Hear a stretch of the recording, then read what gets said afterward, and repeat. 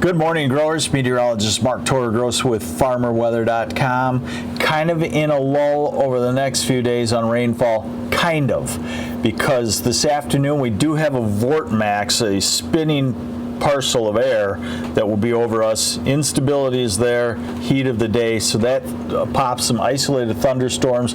Thunderstorms, heavy downpours. You know, quarter, half inch in 10 minutes, 15 minutes. Half hour, not light stuff unless you're on the very edge of it. But then we go back into a stormy pattern for probably for us on this side of the state, Sunday night and Monday night. There could be 2 rounds of thunderstorms. Let's get on into it. Show you what I'm talking about. Second here. All right, so there's your, what we call a vorticity maximum. Vorticity is spinning in the atmosphere, so you can kind of pick it out, you know, about maybe Houghton Lake. And so that's just a lifting mechanism, lazily drifting across the state. So it's air mass thunderstorms this afternoon. And again, remember, if you're starting to spray, you know, you're probably good now. But by noon or any time after, you can get heavy downpours. Not just a couple of hundredths of an inch. You could get half inch or inch in 15 minutes, half hour time period. So be careful with that on your spraying. Here's the radar showing, again, just the spotty nature. These will be waning for the next couple of hours, and then as the heat builds after 1 o'clock, they expand in coverage to a peak around 4, 5, 6 o'clock in the afternoon. Already on day 4, this would be Monday morning to Tuesday morning, the Storm Prediction Center has an area of severe weather forecast. So that can change a lot. So that's just why I want to tell you that we'll go back into a stormy period. Now, how do we portray today? This is the North American model. Our high resolution model doesn't show much. North American model shows a realistic depiction. The vortex center over the bay and scattered thunderstorms, and maybe getting put together a little bit more in the late afternoon and early evening. And so certainly just keep your eye to the sky if you're starting to spray for all those pathogens. Now we go to, and tomorrow, you know, if you're back to work tomorrow, and you probably have to be, because if you have to spray, you know, we got Monday and Tuesday with difficult storms. So tomorrow should be dry, and then our first wave of thunderstorms coming off of the plains comes at us Sunday morning. At the moment, everything keeps us dry because of the timing of dying storms. Now, upper air off of the European will show you that as we go to Monday morning, see the kink in the jet stream in the Dakotas, now in Minnesota early afternoon Monday, and now in the UP. And remember, the storms occur ahead of this kink. So that would be your complex of severe storms. And then the main trough moves through on Wednesday, probably with a secondary line of thunderstorms. And then we go to a northwesterly flow and lower humidity by late next week. So if the spraying is timed for next Thursday, Friday, Saturday, Sunday, looks like you'd have pretty good weather there. We'll look at that with this, the European.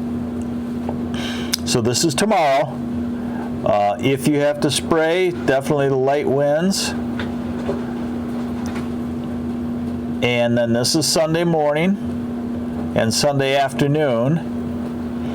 And then this is Monday afternoon and overnight. And don't pay attention to, it goes around us. Just pay attention to the fact that this is a significant clump of thunderstorms, and we could get clocked by it. Now, is it done by Wednesday is the question. So This is Wednesday morning into early afternoon. The cooler air moving in, instability, spotty showers. So probably the heavy stuff is done by Wednesday morning. And then here you go to Thursday. Cooler air has moved in. Could be touch breezy on cooler air. Here's Friday of next week. Gorgeous. And into the following weekend, too.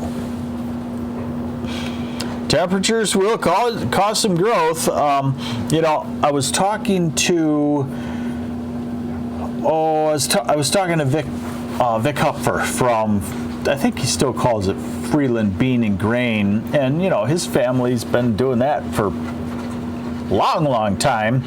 He says that in the Freeland area, the tasseling is starting to occur, he thinks, over the next 2 weeks, and he says that compared to, a decade or so ago, it was last week of July in the Freeland area, and now it's going to probably be all pollinated by in a week or so, is what he's figuring. So temperatures continue to probably have a pretty good growth. Sorry. I did that twice today. Give me just a second. I'll bring it back for you. I want to show you the temperatures, what we'll get into next week. So we're probably low 80s today. We're probably upper 80s tomorrow and Sunday. Warm mornings too. So everything continues to progress overnight. Monday, very warm, flirting with 90. Tuesday still well into the 80s. Wednesday maybe low 80s, and then we do see that break in temperatures to 70s for Thursday and Friday of next week, and then creeping back into the 80s. So really, we're looking at, I would say, slightly accelerated growth, and the main reason why is because the overnights will be humid. That's a leaf wetness thing. You're going to get dews pretty early in this pattern. We'll get a dew tonight by 10 to midnight. So your dew is also going to be silently giving you a longer leaf wetness there. And we're all kind of convinced that we just better really stay on top of the pathogens and the diseases and not skip on that, because I've heard from you guys before and gals how a great crop can just go into the tanker on white mold. So be careful with that, definitely. This is farmerweather.com update with me, meteorologist Mark Torregrossa. Have a good weekend. Bye.